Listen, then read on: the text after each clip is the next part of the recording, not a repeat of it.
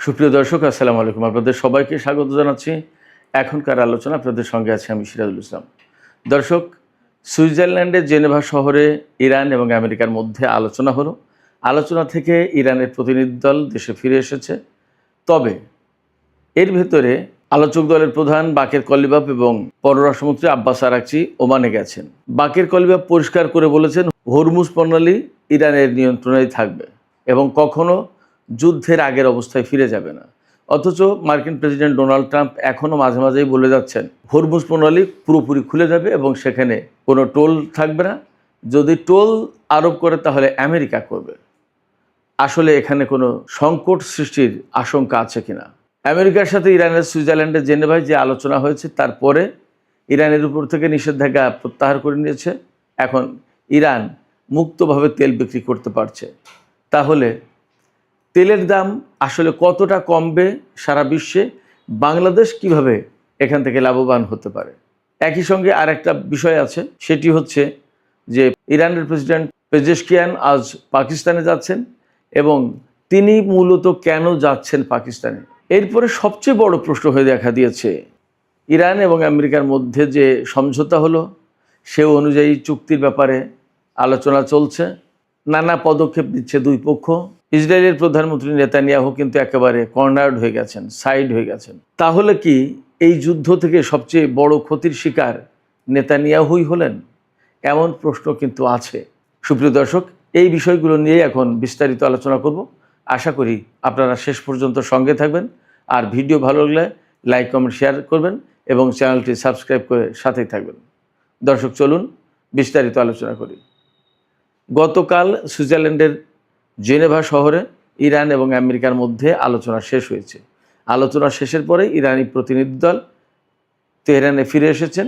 তবে আলোচক দলের প্রধান বাকের কলিবাফ এবং পররাষ্ট্রমন্ত্রী আব্বাস আরাকচি ওমানে গেছেন। তাদেরকে বিমানবন্দরে স্বাগত জানান ওমানের পররাষ্ট্রমন্ত্রী বদর আল বুসাইদি। সাংবাদিকদের কাছে কলিবাফ একদম পরিষ্কার করে বলেছেন, হরমুজ প্রণালী নিয়ন্ত্রণ করবে ইরান এবং ওমান। এই পরিচালনা করার দায়িত্ব তাদের হাতে থাকবে। এই প্রণালী কখনো আর যুদ্ধের আগের অবস্থায় ফিরে যাবে না। যুদ্ধের আগের অবস্থা বলতে, যুদ্ধের আগে যেমন হরমুজ প্রণালীতে টোল ছিল না, কোনো নিয়ন্ত্রণ ছিল না, যে যার মতো খুশি সেই তার মতো করে জাহাজ চালাতে পারত। কোনটা সামরিক জাহাজ, কোনটা বেসামরিক জাহাজ, কোনটা তেলবাহী জাহাজ, কোনটা পণ্যবাহী জাহাজ, এগুলো কোনো হিসাব নিকাশ ছিল না। কোনটা ইসরায়েলের, কোনটা আমেরিকার, এগুলো কোনো কিছু হিসাব নিকাশ ছিল না, চিন্তাভাবনা ছিল না। কিন্তু এখন ওই রকম হবে না। তার মানে এখন কন্ট্রোল থাকবে এবং সেই কন্ট্রোলটা বেসিক্যালি ইরানের হাতে থাকবে। এর সাথে সহযোগী দেশ হিসেবে থাকবে ওমান। এবং এখানে জাহাজ পারাপারের ফি হিসেবে টোল হয়তো নেওয়া হবে না, ইরানের পক্ষ থেকে যা বলা হচ্ছে। একটা টাকা নেওয়া হবে, যেমন পরিবেশ দূষণ হয় জাহাজ চলাচলের ফলে, তেল অনেক সময় পড়ে, অনেক বর্জ্য পড়ে। এই যে হরমুজ প্রণালী বা পারস্য উপসাগরের বিরাট উপকূল, উত্তর উপকূল পুরোটাই তো ইরানের ভূখণ্ডের সাথে যুক্ত। এই যে বর্জ্য যত যা কিছু পরিবেশ বিনষ্ট হওয়ার যত যা কিছু, সেটা ইরানের সাথেই যায়। ফলে এই রকম বেশ কিছু বিষয় থাকবে যে বিষয়ের ম্যানেজমেন্টের জন্য বা ডেভেলপমেন্টের জন্য ইরান একটা টাকা নেবে জাহাজ প্রতি জাহাজ থেকে। সেটা সরাসরি টোল হিসেবে না হলেও পরিবেশ রক্ষা আদার সেকশন দেখিয়ে এই টাকাটা নেওয়া হবে। তার মানে দাঁড়াচ্ছে যে একেবারে বিনা পয়সায় জাহাজ পারাপার হবে না এই 60 দিনের পরে। তারপরে আরেকটা ব্যাপার হবে, ইরান আগেই বলেছে ইসরায়েলের কোনো জাহাজ চলাচল করতে পারবে না হরমুজ প্রণালী দিয়ে। তার মানে ইসরায়েলের জন্য এই জাহাজ চলাচল বন্ধ হয়ে গেল সম্ভবত। এরপরে আমেরিকার কোনো সামরিক জাহাজ চলাচল করতে পারবে না হরমুজ প্রণালী দিয়ে, ইরান এটাও বলেছে। এই সমঝোতার ভিতরে আসলে এইটা নিয়ে কি হবে আমি জানি না, কিন্তু এটা বলেছিল। সেক্ষেত্রে একটা ব্যাপার তো এখানে থাকবেই, অর্থাৎ হয় আমেরিকাকে ছাড় দিতে হবে, না হয় ইরানকে ছাড় দিতে হবে, বা কোনো একটা ম্যানেজমেন্টের ব্যাপার থাকবে। দেখা যাক কীভাবে এটা হয়। যাই হোক, এই যে গতকাল জেনেভা আলোচনা হলো, এই আলোচনাকে খুবই সফল বলছে, সব পক্ষই সন্তুষ্ট।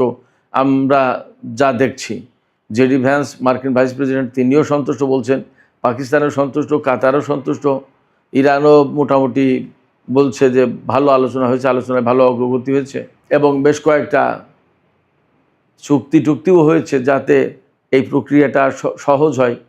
ইরানের উপর থেকে তেল নিষেধাজ্ঞা একদম কমপ্লিটলি তুলে নিয়েছে 60 দিনের জন্য।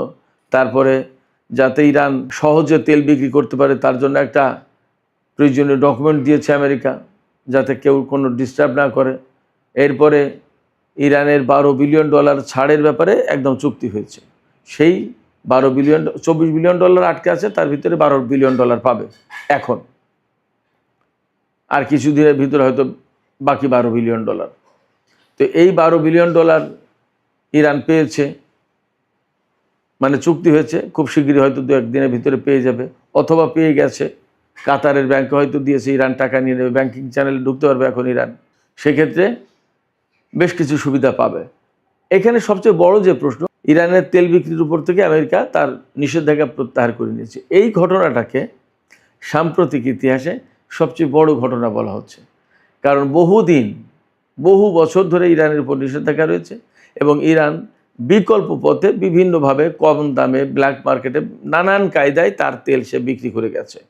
এখন যখন ইরান তেল বিক্রি করতে পারবে একদম প্রকাশ্যে, তখন কিন্তু ইরানকে আর অতটা কমে তেল বিক্রি করতে হচ্ছে না, যেহেতু সে বৈধভাবে তেল বিক্রি করতে পারবে। এবং ধরে নেওয়া হচ্ছে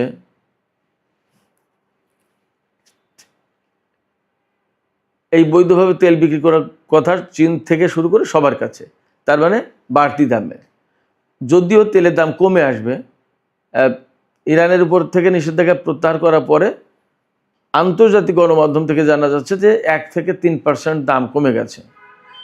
এখনই হুড়মুড় করে দাম কমছে না এই কারণে যে হরমুজ পল্লীর যে রেকর্ড, গত 24 ঘন্টায় 24টা জাহাজ, 2 ডজন জাহাজ চলাচল করেছে হরমুজ পল্লী দিয়ে। অথচ যুদ্ধের আগে কিন্তু প্রতিদিন অন্তত 100 জাহাজ চলাচল করত এই হরমুজ প্রণালী দিয়ে।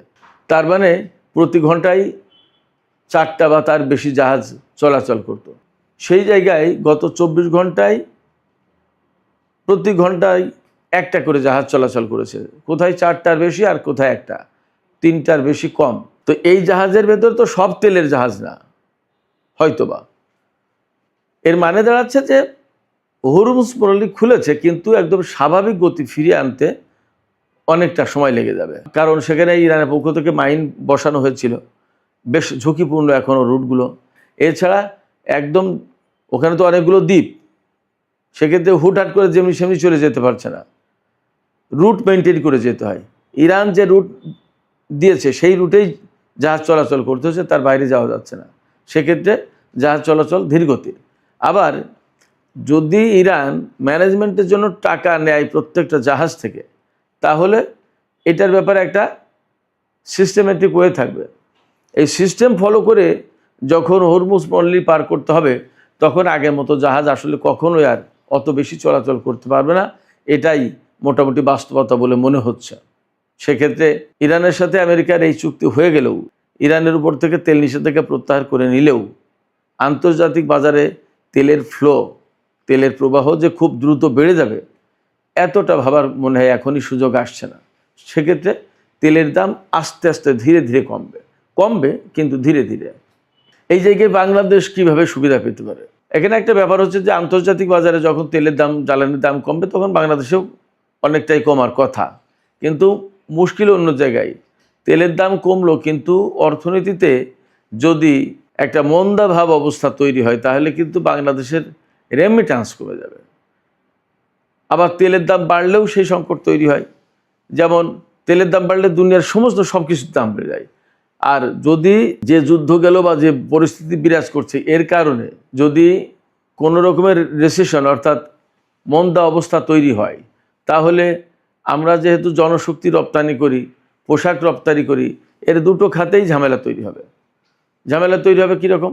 যখনই আর্থিক মন্দা দেখা দেয় বিশ্ব অর্থনীতিতে, তখন যারা উদ্যোক্তা, যারা জনশক্তি আমদানি করে বা পোশাক আমদানি করে, তাদের কেনার পরিমাণ, জনশক্তি নেয়ার পরিমাণ, এগুলো সব কমে যায়। কারণ ধরুন একটা হোটেল, একটা পর্যটন কেন্দ্রে একটা হোটেল হয়তো 3 শিফট চলতো, এখন সব কিছু দাম বেড়ে যাওয়ার কারণে পর্যটনের সংখ্যাও কমে যাবে। তখন ওই হোটেল মালিক স্বাভাবিকভাবেই তার 3 শিফটের জায়গায় 2 শিফট করবে, 2 শিফটের জায়গায় 1 শিফট করবে। আলটিমেটলি লোক কম লাগবে, তখন তার যে বাড়তি লোক আছে সে ছাঁটাই করবে বা বেতন কমিয়ে দেবে, তারপরে ওভারটাইম কমে যায়। এরকম নানান কারণে শ্রমিক যারা ছিল বা জনশক্তি যারা বিদেশে গেছে তাদের সবার আয় ইনকাম কমে যায়, তখন তারা রেমিট্যান্স কিন্তু কম পাঠাতে পারবে। এইভাবে আমাদেরকে একটা স্বস্তির নিঃশ্বাস ফেলার সুযোগ দিলেও অর্থনীতির যে অবস্থা, এখনও মন্দা অবস্থা তৈরি হয়নি, কিন্তু এমনটি আশঙ্কা আছে। এবং এই অবস্থা অনেকটা ডিপেন্ড করছে চীনের উপরে।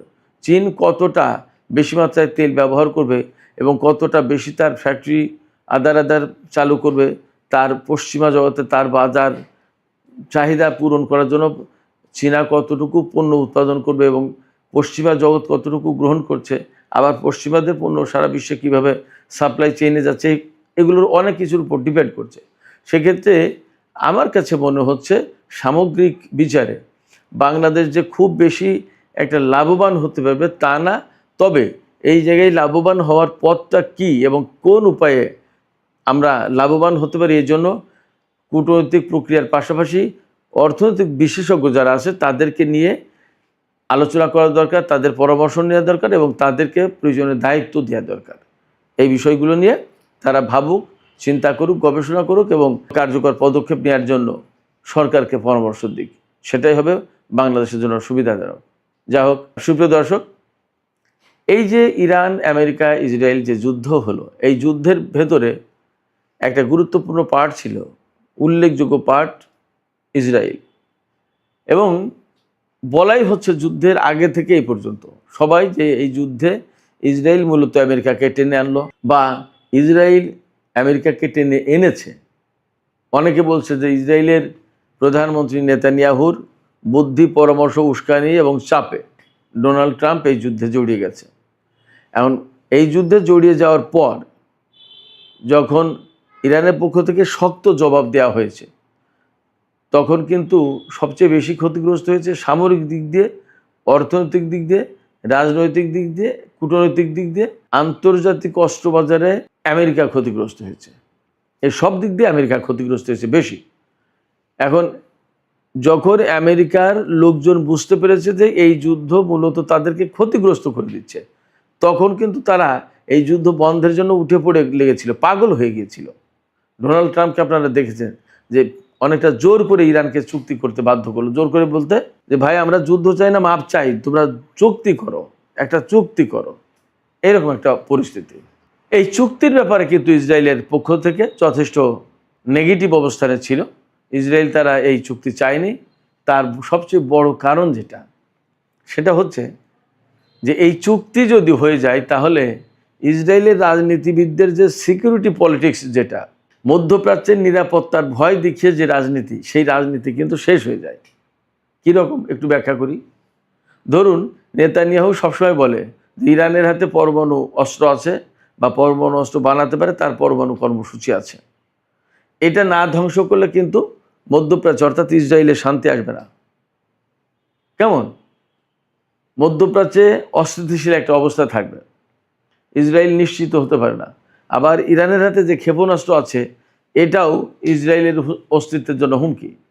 আবার সবচেয়ে বড় কথা যা বলে আসছিল, ইরানে যে সরকার আছে, ইসলামী বিপ্লবী সরকার, এই সরকার থাকা মানেই ইসরায়েলের জন্য হুমকি, বিপদ। এই সরকার যতক্ষণ পর্যন্ত আছে ততক্ষণ পর্যন্ত ইসরায়েল নিরাপদ নয়।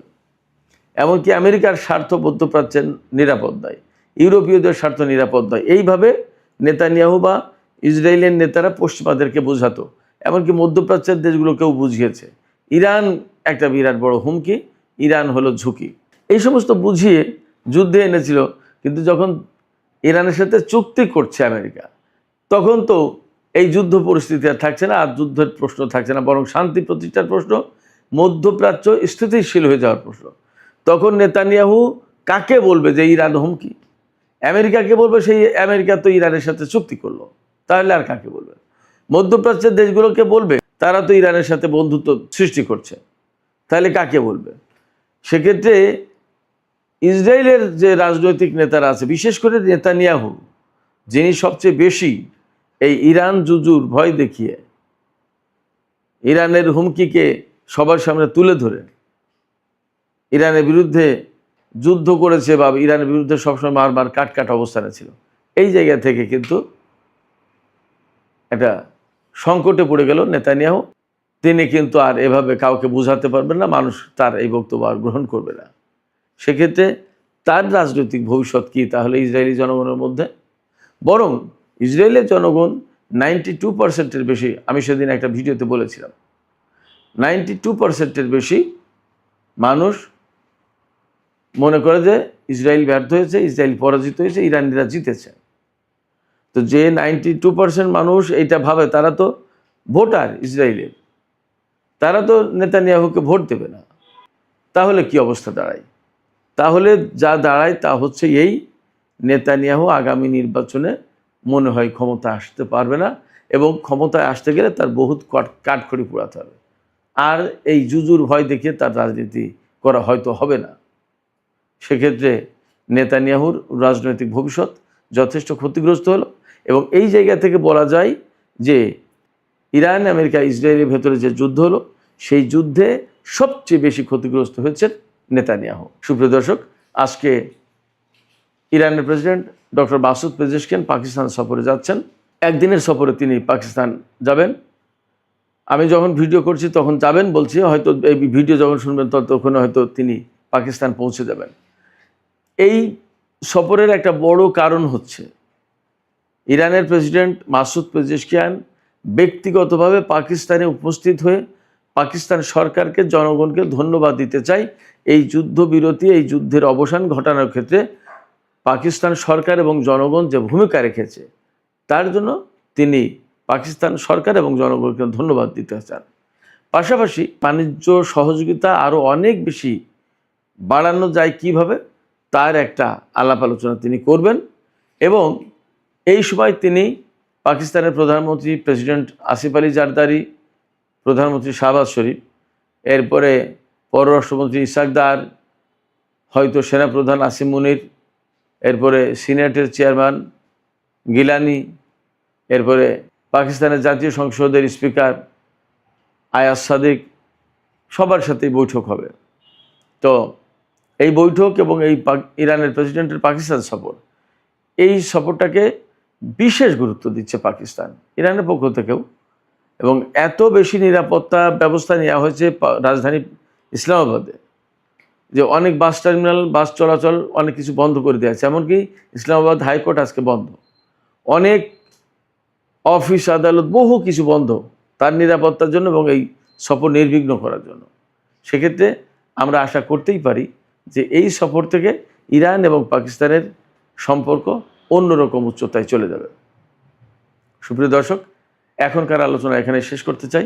যাবার আগে আমি আপনাদের কাছে জানতে চাই, আমি যে বললাম এই যুদ্ধ থেকে সবচেয়ে বেশি ক্ষতিগ্রস্ত হয়েছে নেতানিয়াহু, আপনাদের কি তাই মনে হয়, নাকি আপনাদের ভিন্ন কোনো চিন্তা আছে? তো দর্শক, আপনারা আপনাদের মতামত কমেন্টে জানাতে পারেন। আর ভিডিও ভালো লাগলে লাইক, কমেন্ট, শেয়ার করবেন এবং চ্যানেলটি সাবস্ক্রাইব করে সাথেই থাকবেন। দর্শক, এখনকার আলোচনা এখানে শেষ করতে চাই। আপনারা সবাই অনেক অনেক ভালো থাকুন। আল্লাহ হাফেজ।